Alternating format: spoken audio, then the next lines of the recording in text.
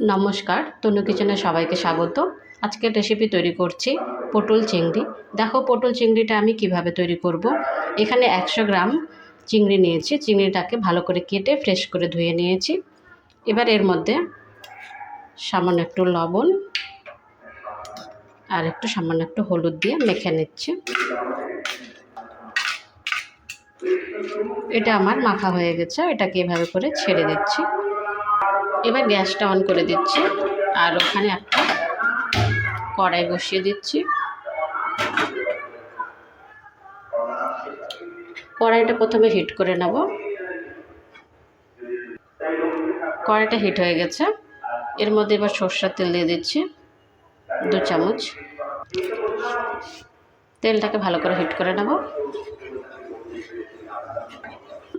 আলুটাকে ভেজে নেব।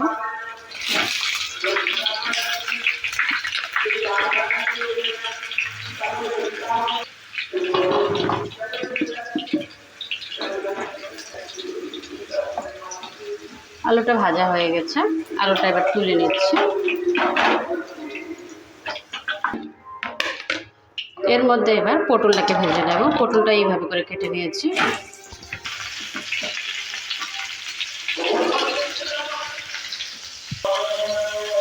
আঁচটা লো মিডিয়াম করে এটাকে ভেজে নিতে হবে। পটল আর আলুটাকে দুটাই একসাথে।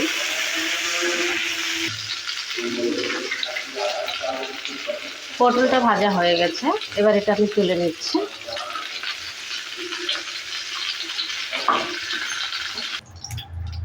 এবার এর মধ্যে চিংড়িটাকে ভেজে নেব। চিংড়িটাকে বেশি ভাজবো না, বেশি ভাজলে কী হবে, শক্ত হয়ে যাবে।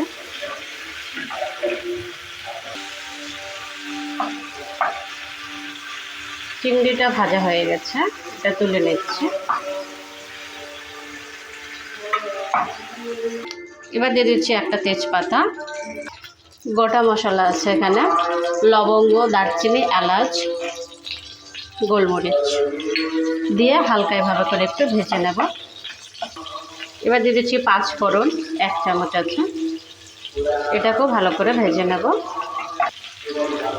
যতক্ষণ এটা গন্ধ না বের হয় ততক্ষণ অবধি আমি ভেজে নিচ্ছি। কি সুন্দর একটা গন্ধ বের হয়ে গেছে। এবার এর মধ্যে দিয়ে দিচ্ছি পেঁয়াজ, একটা বড় সাইজের। পেঁয়াজটাকে ভালো করে ভেজে নেব।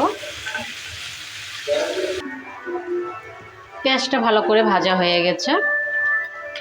এর মধ্যে দিয়ে দিচ্ছি আদা রসুন পেস্ট, লঙ্কা গুঁড়ো 1 চামচ, জিরা গুঁড়ো 1/2 চামচ, হলুদ 1/2 চামচ, লবণ 1 চামচ, এটা স্বাদ মতো ব্যবহার করবে। দিয়ে ভালো করে মশলাটাকে কষিয়ে নেব। সামান্য একটু চিনি,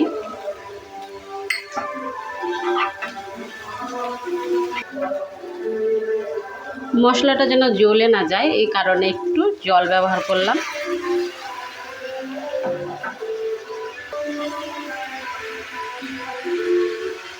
এবার এর মধ্যে দিয়ে দিচ্ছি আলু আর পটল, যেটাকে ভেজে রেখেছিলাম। এটাকে দেওয়ার পর কিছুক্ষণ কষিয়ে নেব।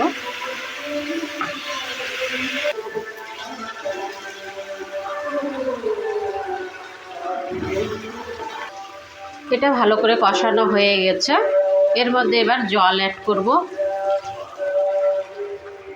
1 কাপ। এবার এর মধ্যে দিয়ে দিচ্ছি চিংড়ি মাছটা।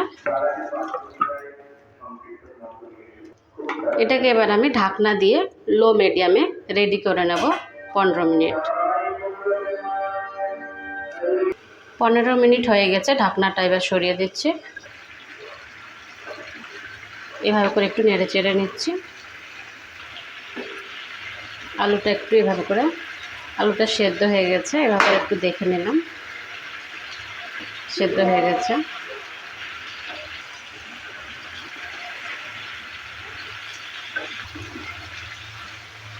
এটা রেডি হয়ে গেছে। গ্যাসটা এবার অফ করে দিচ্ছি।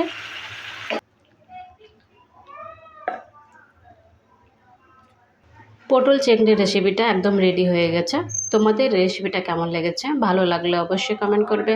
ভালো থাকো, সুস্থ থাকো, আর চ্যানেলটাকে অবশ্যই সাবস্ক্রাইব করে দেবে নতুন নতুন রেসিপি পাওয়ার জন্য। বাই ফ্রেন্ড, নেক্সট ভিডিও আবার দেখা হবে।